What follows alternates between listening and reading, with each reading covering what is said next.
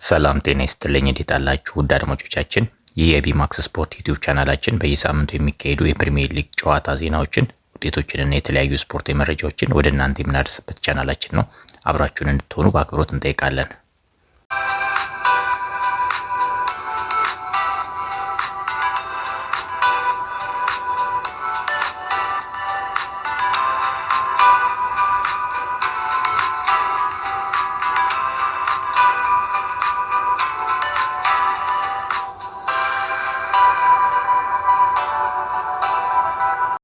ተጨማሪ መረጃዎች ስለ ሩበን አሞሪም ስንብት እየወጡ ይገኛሉ። ማንቸስተር ዩናይትድ የቡድኑን ዋና አሰልጣኝ ሩበን አሞሪምን ከ1 ዓመት ከ3 ወር ቆይታ በኋላ ማሰናበቱን ዛሬ በይፋ ድረ-ገጹ ላይ አስታውቋል።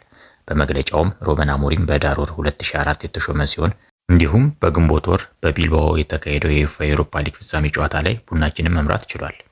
ማንቸስተር ዩናይትድ በፕሪሚየር ሊግ 6ኛ ደረጃ ላይ የሚገኝ ሲሆን የክለባችን አመራሮች ለማድረግ ቢከብድም በትክክለኛው ሰዓት ነው ብሎ በማመን ለውጥ ለማምጣት ውሳኔ ያሳለፉ ሲሆን ይህም ለቡድኑ ከፍተኛውን የፕሪሚየር ሊግ ደረጃ ይዞ ለማጠናቀቅ አጋጣሚ ይፈጥርለታል።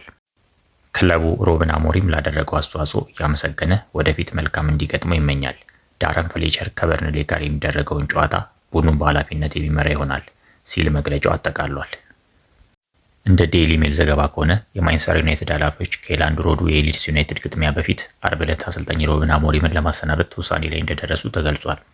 ከወልቭሱ የአንዳቻ ውጤት በኋላ አሰልጣኝ ሩበን አሞሪም ከክለቡ የስፖርት ዳይሬክተር ጄሰን ዊልኮክስ ጋር ተገናኝተው እንደተነጋገሩ የተገለጸ ሲሆን በክረምቱ ለተጫዋቾች የወጣ 250 ሚሊዮን ፓውንድ ወጪ እምነት ለማግኘት እና የበለጠ የማጥቃት አጨዋወትን ለመተግበር በቂ እንደነበረ ተገልጾለት የነበረ ሲሆን ነገር ግን ፖርቹጋላዊ አሰልጣኝ ሩበን አሞሪም የቁጣ ምላሽ ከሊድስ ጨዋታ በኋላ መስጠታቸው ይታወሳል። ሰኞ ጠዋት ለሩበን አሞሪም ውሳኔው እንደተነገራቸው እንዲሁም ለቡድን መሪዎችና ለተጫዋቾችም እንዲያውቁ መደረጉ ተገልጿል። በሌላ በኩል ስካይ ስፖርትስ ይዞት በወጣው መረጃ መሰረት ማንቸስተር ዩናይትድ ለሁለተኛ ተከታታይ ዓመት በውድድሩ አጋማሽ ላይ ቡድኑ በድጋሚ መልሶ ግንባታ ላይ እንዲቆይ አስገድዶታል ሲል ገልጾታል። ያለፈው ዓመት መጋቢት ወር ላይ ሰር ጂም ራትክሊፍ ሩበን አሞሪም ትልቅ ስራ በክለቡ እየሰራ እንደሆነ የገለጹ ሲሆን የቡድኑ ዋና ስራ አስፈጻሚ ኦማር ቤራዳ በበኩሉ የባሱና ከባድ ችግሮች ሊመጡ እንደሚችሉ መናገራቸው አይዘነጋም።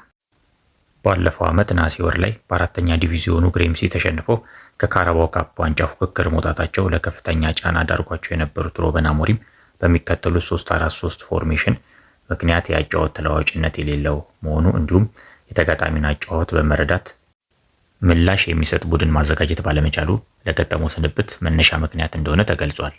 በዘንድሮ ውድድር ዓመት ቡድኑ ከአውሮፓ ውድድሮችና ከካራባው ካፕ በጊዜ መሰናበቱ የጨዋታ ጫና ይቀንሰለታል ተብሎ ቢታሰብም ነገር ግን ቡድኑ ወጥ አቋም ማሳየት ካለመቻሉ በተጨማሪ የተጫዋቾች ለ3-4-3 ፎርሜሽን ምቹ አለመሆናቸው ቡድኑን ዋጋ ሲያስከፍሉ ታይተዋል። በተለይ ከሊጉ አጋማሽ ቡድኖች ጋር ሲያደርግ ማግኘት ያለበትን ነጥብ ማጣትና ጨዋታዎችን ቀድሞ ጎል አስቆጥሮ አሸንፎ ለመውጣት መቸገር በተደጋጋሚ ተጫዋቾች ከተፈጥሯዊ ፖዚሽናቸው ውጪ በማሰለፍ ያልተረጋጋ የቡድን ግንባታን እንዲሁም ደካማ የመከላከል ብቃት በማሳየት ማንቸስተር ዩናይትድን ደካማ ውጤት እንዲያስመዘግብ ተገዷል። በክረምቱ የዝውውር መስኮት ማንቸስተር ዩናይትድ 200 ሚሊዮን ፓውንድ በላይ በማውጣት ተጫዋቾችን በማስፈረም ከሲቲ፣ አርሰናል እና ሊቨርፑል ቀጥሎ ከፍተኛ ወጪ ያወጣ አራተኛው ቡድን ሲሆን ማንቸስተር ዩናይትድን ካሰለጠኑ አሰልጣኞች ሰር አሌክስ ፈርጉሰን፣ ጆዜ ሞሪኒዮ፣ ኤሪክ ቴናግ፣ ኦሊ ጉናር ሶልሼር፣ ሉዊስ ቫናል፣ ዴቪድ ሞሪስ እንዲሁም ራልፍ ራኒክ ቀጥሎ የመጨረሻውን ዝቅተኛ የማሸነፍ ንጻሬ 31.9 በመያዝ በታሪክ ደካማው አሰልጣኝ ሊሆን ችሏል። ሩበን አሞሪም ለማንቸስተር ዩናይትድ ከፈረመበት ከዳር ወር 2024 ጀምሮ ካደረጋቸው አጠቃላይ 63 ጨዋታዎች 24 ጨዋታዎችን ሲያሸንፍ 18 ጨዋታዎችን አቻ መለያየት ችሏል። በ21 ጨዋታዎች ደግሞ ሽንፈት ሲገጥመው ይህም በክለቡ ታሪክ እጅግ ደካማ ውጤት ሆኖ ተመዝግቧል።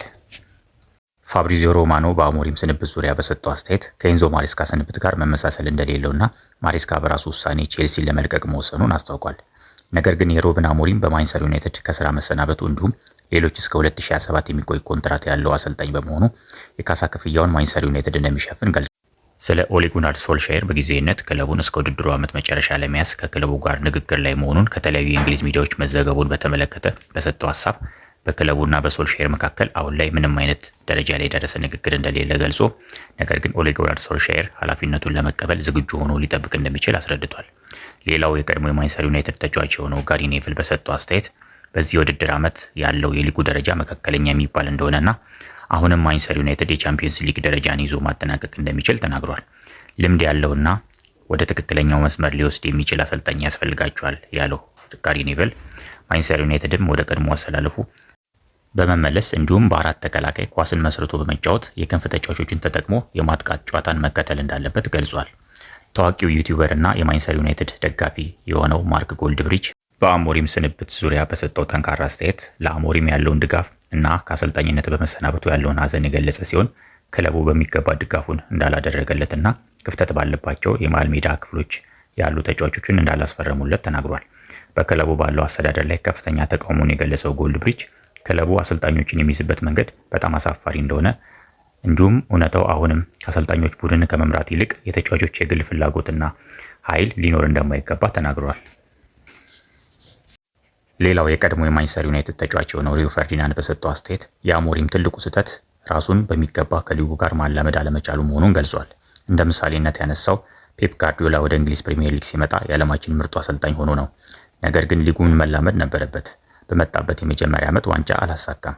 የሊጉ አጨዋወት በጊዜ ሂደት እየተላመደ በመምጣቱ በሊጉ ስኬታማ ጊዜያትን ማሳለፍ ችሏል ሲል ሀሳቡን ገልጿል። ነገ ምሽት በፕሪሚየር ሊጉ 5:15 ላይ ማንቸስተር ዩናይትድ ከሜዳ ውጪ በርንሌን የሚገጥም ሲሆን የቀድሞ ተጫዋቹ ዳረን ፍሌቸር ቡድኑን በጊዜያዊነት በምሽቱ ጨዋታ ላይ በአሰልጣኝነት የሚመራ ይሆናል። ውድ አድማጮቻችን አብራችሁን ስለቆያችሁ ከልብ እናመሰግናለን። ይህን የቢማክስ ስፖርት ዩቲዩብ ቻናላችንን ሰብስክራይብ፣ ሼር እና ላይክ እንድታደርጉ እና ቤተሰብ እንድትሆኑ በትህትና እንጠይቃለን። አብራችሁን ስለቆያችሁ ከልብ እናመሰግናለን። ሰላም ቆዩን።